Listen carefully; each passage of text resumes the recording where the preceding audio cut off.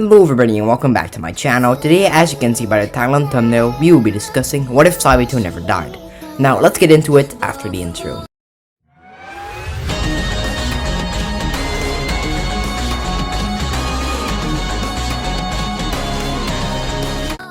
Welcome back.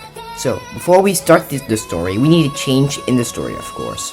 So in this timeline, Sabito's sword never breaks against the hand demon, allowing Sabito to cleanly cut off the demon's head, as it would die. Sabito survives that night in this version of events, as he and everybody else that year passes the final selection. When Gyu and Sabito go home for Urodaki's house, as both of them would rest up for a few days until Hotaro would bring their swords. Hotaro would be, as he always is, which is insane, as they would open their Nichiran swords. Gyu is blue as in canon, and Sabito's sword's color is orange. As Hotaro begins to get excited of the colors of the sword that came from the Nichiran. Now Sabito and Gyu went off on their first missions. I will be skipping these missions because they won't be very important to the overall plot, but now we enter a time skip from the final selection of Gyu and Sabito up to when Tanjiro's family got massacred. But now what would happen during this time? Well, first Sabito becomes the water pillar instead of Gyu. Gyu would be the rank before Hashira, and Gyu and Sabito basically become best friends over this time. Gyu is not as depressed as in canon due to Sabito being alive this time, and due to the hand demon being killed by Sabito, a lot of other Urodaki's students survived the final selection, as they joined the Demon Slayer Corps. Now for a character we actually know about, which is Makomo. We don't actually know if she died before or after Sabito died in canon, but due to her looking quite young, I'm saying she would die after Sabito would die in canon. But this time she doesn't, because she died by the hand demon's hand, and of course he's dead in this version of events. So Makomo actually survives the final selection, becoming an official Demon Slayer for the Demon Slayer Corps, just like Urodaki and Sabito before her. Now let's get into the massacre of Tanjiro's family.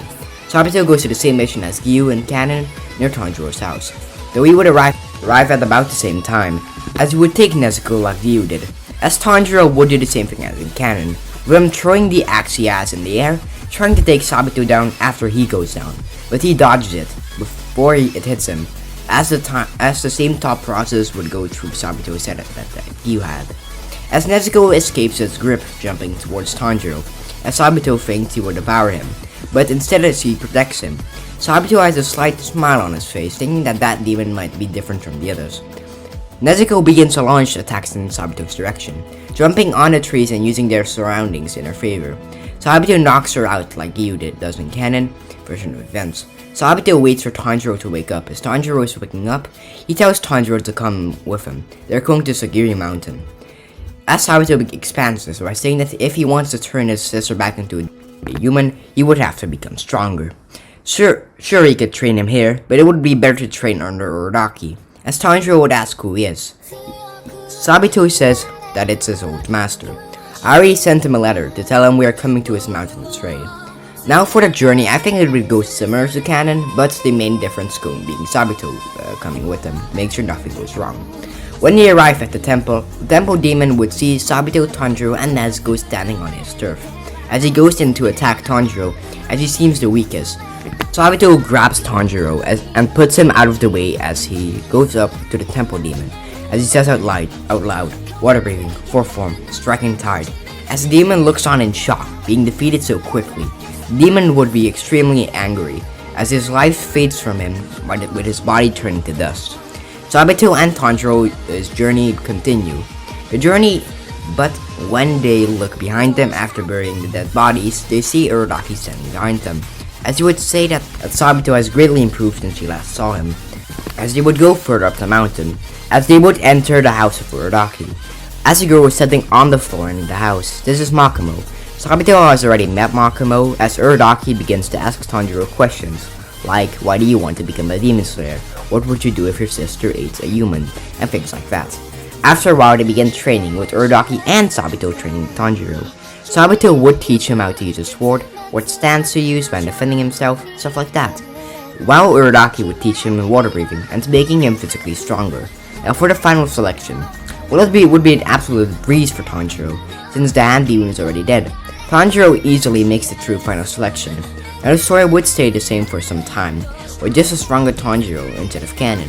The place where the story will be different though is the Ryu arc. So let's get into that.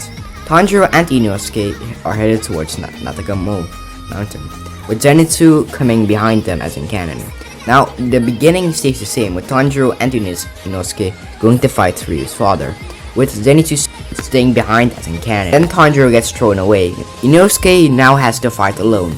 As he says, beast breathing, four fang, slice and dice, as he begins to slice away at Ryu's father's chest, with a massive amount of blood coming out, but he just regenerates. Then a sound can be heard coming from the trees, as a man with a weird looking haori and black hair jumps from the tree, slicing the demon's head clean off. Inosuke looks shocked at the man, who is revealed to be Gyu Tomoyoka, who then looks at Inosuke, asking if he is okay. And Gyu would get attacked by Inosuke as in canon, but he ties him up. And on the other side of the forest, Tanjiro gets attacked by Ryu as in canon. Now this is a sequence would stay the same as in canon. The main difference, Tanjiro is way stronger than in canon. So Tanjiro is actually able to slice Ryu's webs without breaking his sword. Then Tanjiro says, water breathing, 10th form, constant flux. Tanjiro then begins to slice Ryu's web at an insane speed, approaching Ryu. But then Ryu says, you actually thought that these webs were at full power. As Ryu's hands begin to turn blood-like color, with Ryu's webs getting a dark red tone. Tanjiro thinks that he is going to die since he can't slice through them. Tanjiro tries to struggle to get out, but he can't. By the time the webs are almost at Tanjiro, Nezuko jumps out of the box on Tanjiro's box. She gets heavily injured as Tanjiro begins to get extremely angry. Tanjiro asks if she is okay, with Nezuko not being able to say anything. Ryu in the meantime has his eyes wide open as he begins to question the relationship he has with his siblings and his family, as he says that he wants the same relationship as those two. Then he attacks Tanjiro again, but before it can hit him, Tanjiro's mind begins to flash to his dad, doing this dance with the fire god. As the same flashback appears as in canon, Tanjiro snaps back to reality as he screams out, "Hino Kamikagara!" He then slices the dread, coming toward him with no effort, as a dragon begins to form in a similar form to the water-breathing 10th form, but it's a bright red-like flame. Tanjiro approaches Ryu at intense speed, slashing through every attack Ryu throws at him. Tanjiro would then slash off Ryu's neck, with Ryu not having enough time to take off his own head as he did in canon, which means that he is defeated. Then Sabito and Makamo arrive, having been called to the mountain. Sabito says that he did well to take care of the Lower Moon, with Makamo smiling. The rest of the mission would go as in canon, but there are more people helping out the injured. The train arc would be the same, and we approach the moving train arc. Tanjiro, Zenitsu, and Inosuke enter the train. Tanjiro sees Sabito and Rengoku talking on the train as he approaches them. But that's going to be the end of today's video. I hope you guys enjoyed it, and if you did, be sure to like, comment, and subscribe. I hope you guys enjoyed it, and I will see you guys in the next video. See ya!